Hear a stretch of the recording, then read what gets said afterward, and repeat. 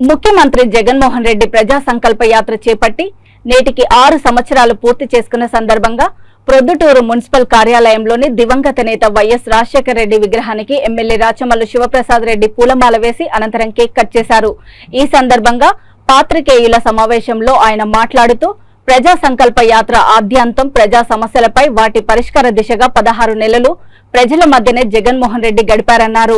మండు టెండల్లో దుమ్మి ధూళి వర్షాన్ని కూడా లెక్క చేయగా నాడు పాదయాత్ర కొనసాగించి అనుకున్నది సాధించారని తెలిపారు. 2024 ఎన్నికలలో తిరిగి వైసీపీ అధికారంలోకి రానున్నదని రాచమల్లు జోస్యం చెప్పారు.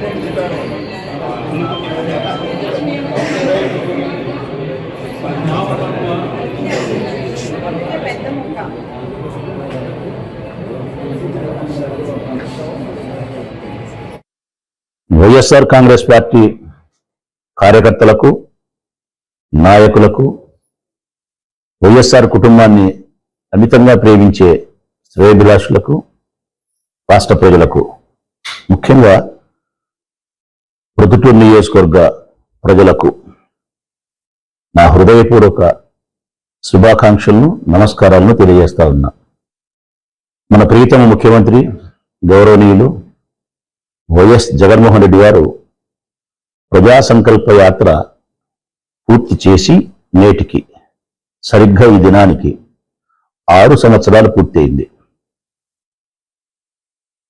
6 సంవత్సరాల కిందట జరిగిన ప్రజా సంకల్ప యాత్ర ఈరోజు ప్రస్తావించడానికి, ఈరోజు శుభాకాంక్షలు చెప్పడానికి ప్రధానమైన కారణం ఏమిటో ఒక్కసారి ఆలోచించండి ప్రజలారా.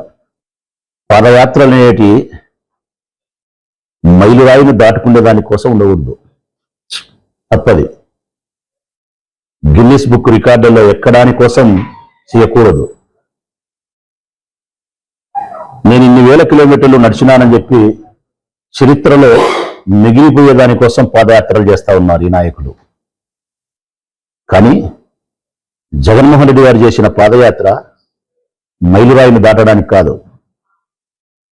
చరిత్రలో ఇన్ని వేల కిలోమీటర్లు నడిచి